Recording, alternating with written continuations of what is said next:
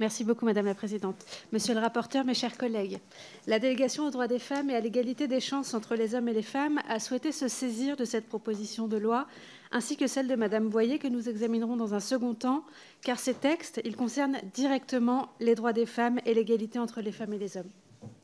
En préambule, je tiens à vous dire que la démarche transpartisane que nous adoptons aujourd'hui me semble la bonne. Je suis convaincue que cette discussion législative sera une occasion supplémentaire pour faire avancer la lutte contre les violences conjugales, qui sont une réalité omniprésente et parfaitement insupportable. J'en viens à présent au contenu de mon rapport au nom de la délégation aux droits des femmes. J'ai choisi d'organiser ma réflexion autour de 3 axes de réflexion. Le premier, c'est de renforcer les dispositifs existants. Cela me semble prioritaire car je suis convaincue que nous disposons déjà d'un arsenal législatif et réglementaire bien doté, efficace et adapté aux problématiques, mais qui à ce jour n'est pas exploité à son plein potentiel et avec par ailleurs des disparités importantes en fonction des territoires. Deuxièmement, la création bien entendu de nouveaux dispositifs pour combler les failles persistantes quand cela s'avère nécessaire. Certains verrous existent encore et je pense qu'il faut les faire sauter le plus rapidement possible pour mieux protéger les victimes de violences conjugales. Et enfin, la nécessité d'appréhender la lutte contre les violences conjugales de la manière la plus large possible. Les violences conjugales, elles s'inscrivent en effet dans un continuum des violences que nous ne parviendrons à déconstruire qu'en agissant en amont et en aval de ces violences.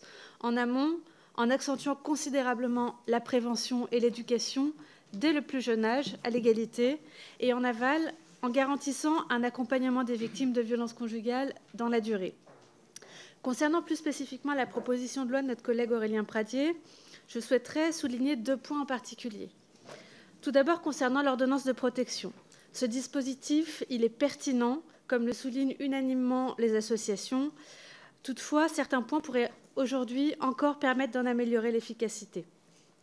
Je considère que préciser dans le Code civil que la délivrance d'une ordonnance de protection n'est pas conditionnée au dépôt d'une plainte serait de nature à améliorer les choses et à faire évoluer les pratiques de nos magistrats.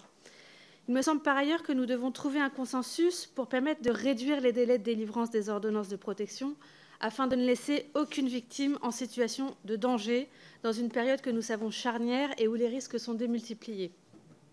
Enfin, je pense qu'il serait pertinent de simplifier la rédaction de l'article 515-9 du Code civil pour faciliter la pratique des juges et de préciser la rédaction de l'article 515-11 pour que le JAF se prononce systématiquement sur les différents sujets qui y sont énumérés.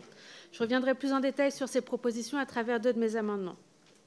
Concernant ensuite le dispositif électronique anti-rapprochement, le bracelet anti-rapprochement.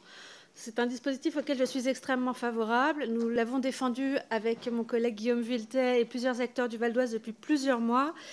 Je suis convaincue de la pertinence de ce dispositif, mais je veux souligner 2 enjeux qui conditionnent, selon moi, l'efficacité de sa mise en œuvre. Le premier, c'est bien entendu que sa généralisation doit se faire le plus rapidement possible afin de proposer au plus vite cette solution aux victimes et éviter de nouveaux drames. Et d'autre part, nous devons trouver un moyen pour que, si le JAF a estimé que les risques encourus par la victime justifiaient le port d'un bracelet et que l'auteur présumé s'y est refusé, que la loi prévoie une procédure qui permettra de garantir la protection de la victime.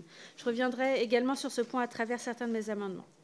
Voilà, je finis mon propos en réaffirmant que cette proposition de loi est une occasion de plus de progresser dès maintenant dans la lutte contre les violences conjugales et que c'est l'état d'esprit qui m'anime depuis le début de mes travaux. Je vous remercie.